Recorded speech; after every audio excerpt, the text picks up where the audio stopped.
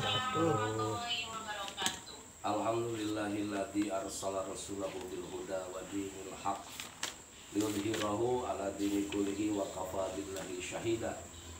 Allahumma sholli wa sallim wa barik ala sayyidina Muhammadin abdika wa rasulika nabiyyil ummi wa alihi wa sahbihi wa sallim taslima bi qadri azamati datika fi kulli waqtin wa hin.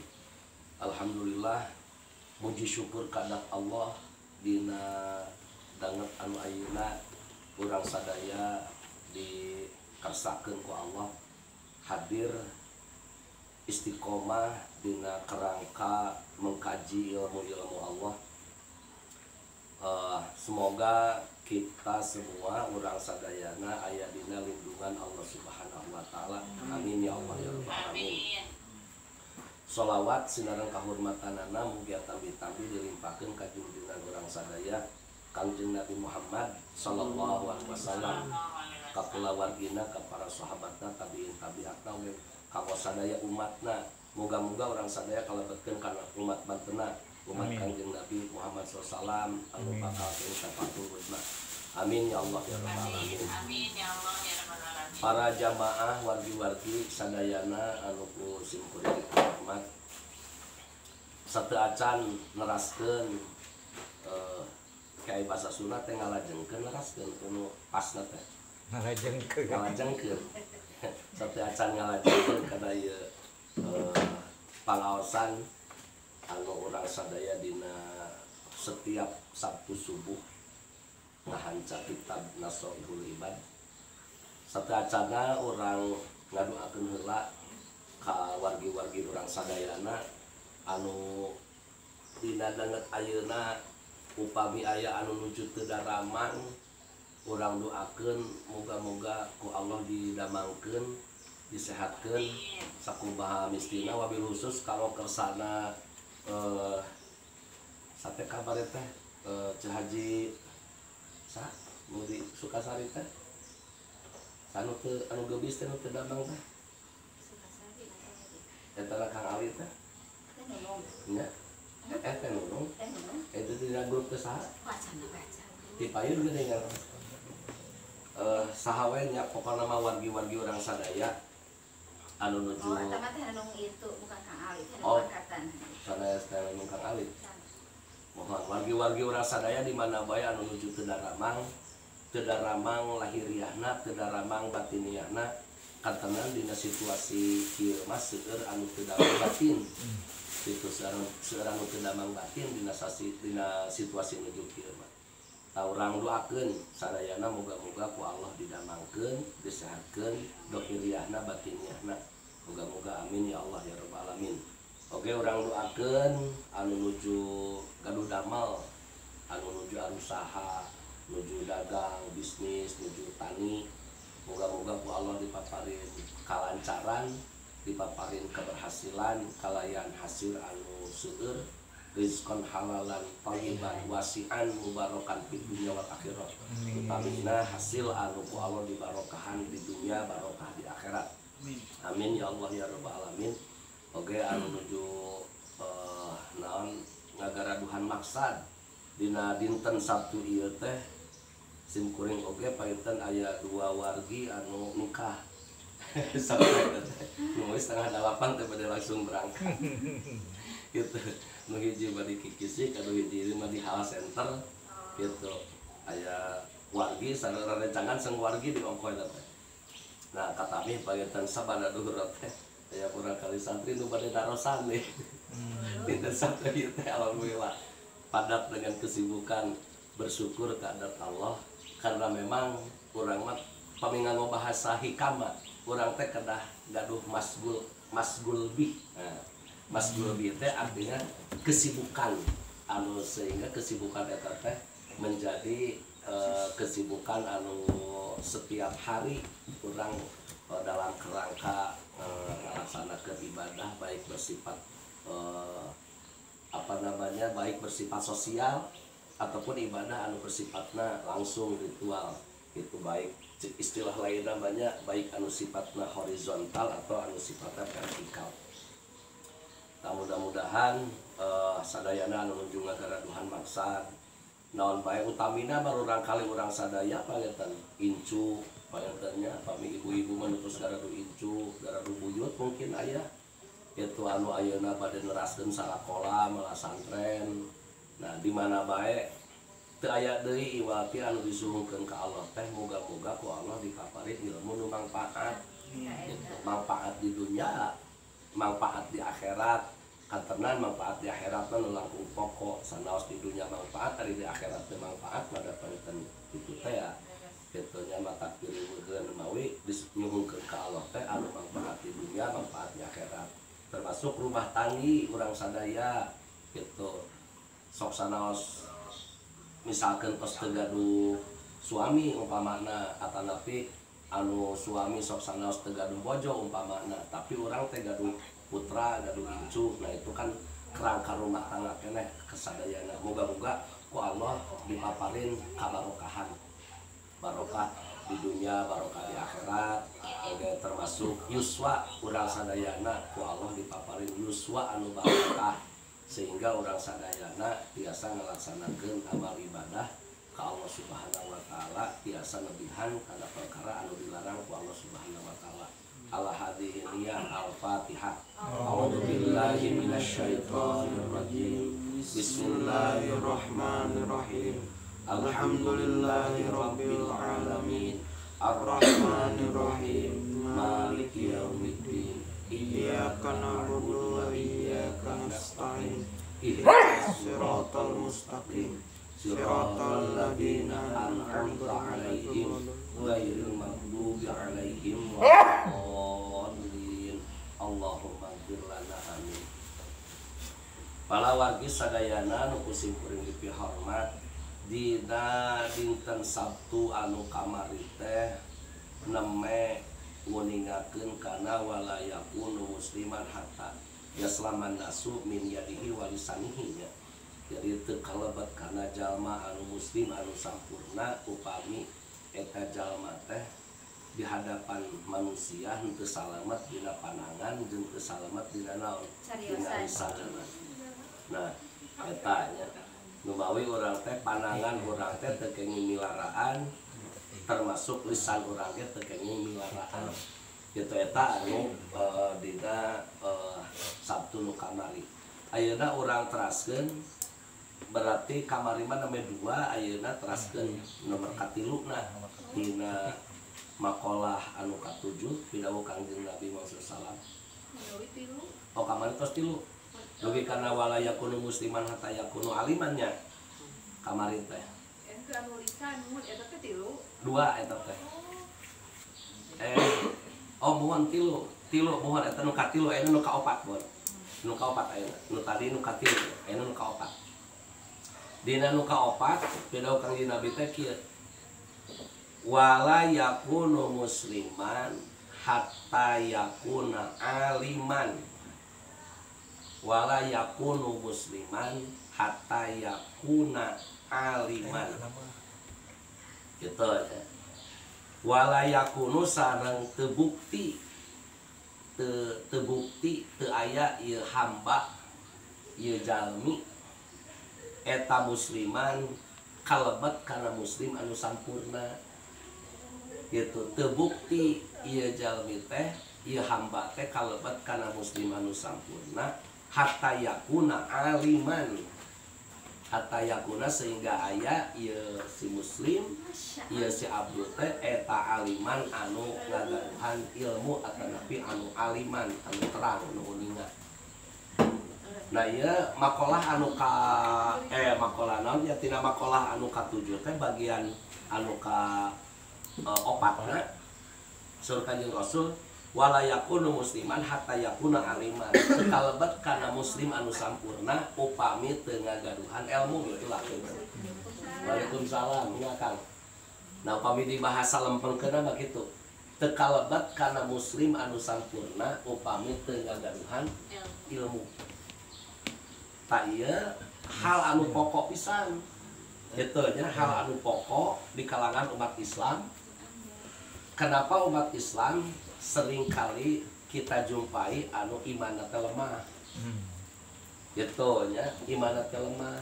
Kenapa imanna lemah? karena dia ketika beriman kepada Allah menyatakan 2 kalimat syahadat tidak diikuti dengan ilmu, akhirnya menjadi lemah. Nah, kemudian sebuah persoalan, sebuah pertanyaan, ilmu apa yang harus kita cari? Nah, ini pertanyaan gitu ya.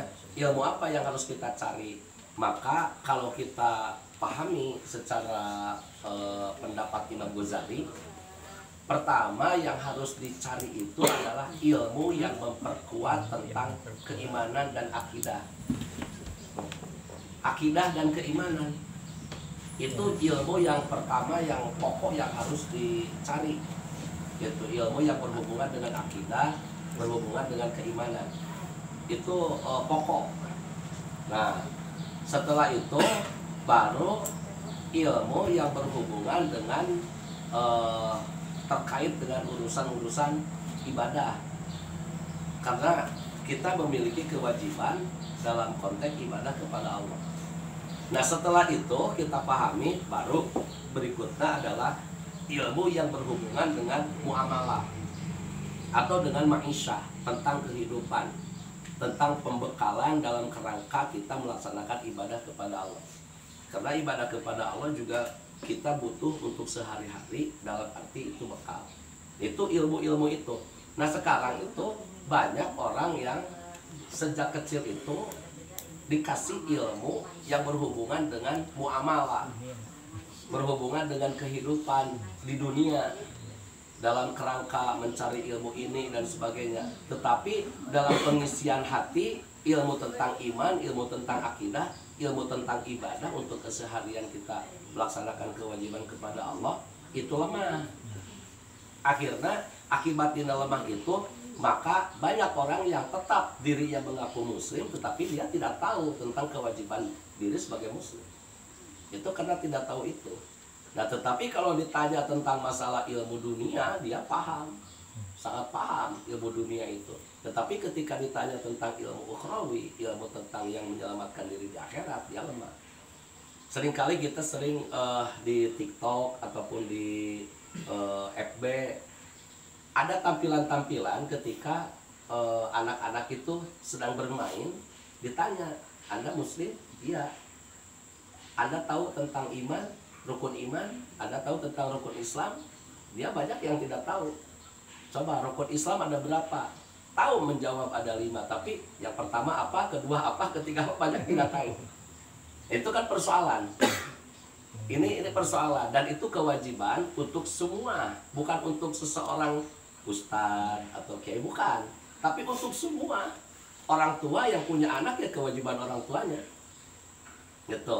Kalau orang tuanya tidak mampu untuk memberikan tentang ilmu itu, ya kita pasrahkan. Di kampung kita siapa yang ada ustadznya, kita pasrahkan ustadz itu. Kalau misalkan tidak di kampung itu, disekolahkan atau dipesantrenkan di mana gitu yang mumpuni tentang masalah itu. Itu satu hal. Sebuah di media sosial ada tampilan gitu, itu kan kritikan bagi kita sebetulnya. Nah, persoalannya, apakah banyak nggak orang tua yang melek terhadap kritikan itu? Itu yang jadi masalah. Ketika orang tua tidak menyadari, lah paduli budak barek apa rek enten penting mengaku Islam we, tayta nu riweuh nama. Begitu. Nah, makanya di sini Nabi Muhammad SAW itu menyampaikan wala yakunu musliman hatta yakuna aliman. Itu tidak termasuk muslim yang sempurna kalau si muslim itu tidak memiliki ilmu. Makanya kita perlu punya ilmu, apalagi usia yang sudah di atas 40 tahun. Usia di atas 40 tahun, kajian kitab kayak gitu penting. Kita baca dalam sebuah kitab yang namanya kitab Mu'awanah, itu karya Syekh Abdullah bin Haddad. Itu dia memberikan satu pemahaman di situ bahwa kita penting, apalagi saat-saat seperti ini, untuk memahami ilmu-ilmu tentang jiwa, ilmu-ilmu tentang jiwa, ilmu-ilmu tentang hati, bagaimana bahwa diri kita itu membereskan hati, karena yang akan lebih dipandang oleh Allah itu bukan dohir, tentang hati yang akan dipandang oleh Allah itu. tentang hati yang akan dipandang oleh Allah itu. Makanya Imam Ghazali itu menyampaikan kalau kita sering membaca istighfar, hati itu tidak akan marah. Kalaupun ada marah, dia akan cepat sadar. Gitu. Kalaupun ada marah, dia akan cepat sadar. Gitu. Kalau sering membaca istighfar, itu dalam kerangka manfaat membaca istighfar atau hikmah membaca istighfar yang berhubungan asar itu bukan asar dalam arti kata sahabat, bukan, tapi pengaruh muasir itu ada pengaruh kepada badan kita, itu akan ada pengaruh kepada badan kita ketika kita sering membaca istighfar. Nah, Imam Ghazali itu menyarankan untuk memahami hal-hal itu, ilmu-ilmu yang terkait seperti penyadaran inilah. Ini kan kitab Dasyul Ibad ini lebih dipahami sebagai ilmu tasawuf tingkat dasar. Ini teh ilmu tasawuf tapi tentang tingkat dasar. Makanya yang dibahasnya adalah mukasyafatul qulub, bagaimana membuka hati, bagaimana tathhirul qulub, menyucikan hati. Itu dalam kitab ini. Selalu kan bahasannya seperti ini terus bahasannya. Karena itulah yang penting utamanya bagi yang sudah 40 tahun ke atas. Itu kategorinya. Kalau yang 40 tahun ke bawah kan masih kategori pemuda dan sebagainya, masih banyak kesana kemari, itu masih sedang semangatnya usaha dan lain-lain. Tapi udah 4 tahun ke atas kan dia harus sudah mulai merunduk. Kalau teori padi harus sudah mulai merunduk bahwa kita itu mau tidak mau tetap akan mengalami kematian. Itu tetap, karena hidup itu kan sebetulnya singkat ya, dari mulai dilahirkan, kemudian kita bayi, kemudian kita jalan dan sebagainya. Udah usia 40, 50 sampai 80 bahkan 100 tahun kita meninggalkan dunia. Dan ketika meninggalkan dunia kan kita tidak bisa lagi balik ke dunia. Makanya sering disampaikan bagi kita itu ada 2 hal yang penting. Pertama, kalau kita punya harta, yang akan menerima warisan itu orang hidup. Itu yang akan menerima warisan dari harta kita itu orang hidup. Tetapi kalau kita punya akhirat, itu punya anak soleh, katakan seperti itu kan akhirat. Maka ketika kita mati, yang akan menerima warisan itu kita yang meninggal. Balik sebaliknya. Jadi yang akan menerima warisan itu adalah bukan yang hidup saja, yang meninggal pun dia akan menerima warisan. Kalau yang hidup itu menerima warisan dari konteks harta benda, kalau yang meninggal itu dia akan menerima warisan itu dari punya anak yang soleh. Gitu kan? Contohnya kan gini, ketika kita punya harta di dunia ini kita jariahkan, bikin masjid atau ngebantuan siapa yang lagi ngebangun masjid, bangun pesantren, bangun madrasah, kita ikut memberikan zariah. Ketika kita meninggal kita dapat warisan dari bangunan itu, gitu kan? Warisan amal, warisan itu. Maka digambarkannya kaya-kaya si yang meninggal itu dialah yang melaksanakan, kaya-kaya hidup gitu. Itu. Kemudian yang lebih, kita punya ilmu kita itu ditransferkan ke anak didik kita. Kita sudah meninggal, anak didik kita itu masih memberikan ilmu, menyampaikan ilmu. Maka ketika anak didik kita menyampaikan ilmu, memberikan ilmu, kaya-kaya kita yang memberikan ilmu. Itu. Makanya ketika kita meninggal, kita dapat warisan dari amal yang dilakukan oleh si anak tersebut. Kita punya anak yang soleh. Nah, punya anak yang soleh, ketika kita meninggal, setiap perilaku yang dilakukan oleh anak yang soleh itu, maka akan menjadi warisan bagi kita. Artinya, kaya-kaya kita yang melaksanakan amal soleh itu. Makanya, kenapa Rasul dikatakan uswatun hasanah. Nah, suri tauladan yang baik. Kita pun harus memberikan contoh yang baik. Ketika kita memberikan contoh yang baik, kemudian contoh yang baik itu diikuti oleh banyak orang, walaupun kita sudah meninggal, maka contoh yang baik yang kita lakukan pertama diikuti oleh orang lain, tetap kita akan mendapat warisan pahala dari contoh yang baik yang kita mulai. Lebih parahnya lagi kalau kita memberikan contoh yang jelek. Kita memberikan contoh yang jelek, kita sudah meninggal, kejelekan itu dilanjut oleh generasi-generasi yang masih hidup, ya kita tetap dapat warisan. warisan kejelekan. Itu yang parah. Nah, maka di sini perlu hati-hati bagi kita supaya kita tetap ketika kita meninggal kita mendapat warisan kebaikan dari orang yang masih hidup. Sayyidina Utsman hari ini sudah meninggal, tapi kekayaannya tetap bertambah.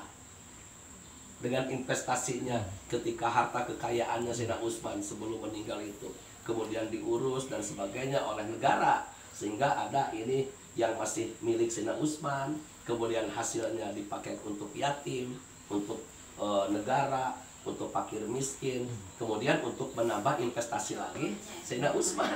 Padahal Sayyidina Utsman sudah meninggal, tapi Sayyidina Utsman kaya-kaya dia hidup, kaya-kaya dia sedang mengurusin apa perusahaannya. Perusahaannya sampai hari ini terus bertambah. Gitu kan, Sayyidina Utsman udah meninggal, perusahaannya bertambah, kekayaan dia berupa amal solehnya di dalam kubur, wah, gak bakalan bisa kita deras, ngalirnya tuh deras. Adakah persoalan? Iya. Bagaimana sekarang kalau yang diamanatinya itu tidak amanah? Kan itu Utsman bin Affan diurus negara hartanya, amanah negaranya. Jadi bisa bertambah gitu ya. Sekarang yang diberikan yang ngurusinya tidak amanah. Tidak amanah. Kalau yang ngurusinya tidak amanah itu tetap orang yang meninggal itu akan dapat pahala dari apa yang ditinggalkannya. Nah, yang ngurusinnya yang tidak amanah dialah yang akan mendapat dosa. Gitu. Bahkan boleh jadi dosa-dosa orang yang sudah meninggalnya itu karena dia tidak amanah, yang ngurusinnya itu Kembali ke urang. ya.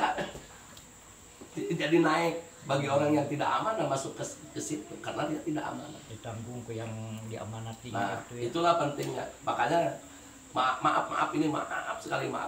Seringkali kita menemukan kayak ada orang yang memberikan wakaf, tapi pada akhirnya wakafnya hilang, dijual dan sebagainya, itu hilang wakafnya. Padahal wakaf itu namanya wakaf itu kan wakaf berhenti, artinya sesuatu tidak boleh hilang. Gitu. Dohirnya harus tetap ada. Makanya kalau misalkan ada seorang kiai dia diberi wakaf tanah, itu tanahnya itu tidak boleh hilang dan tidak boleh diturunkan ke anak-anaknya yang secara waris, kecuali diturunkannya kepada anaknya yang dia melanjutkan keilmuannya.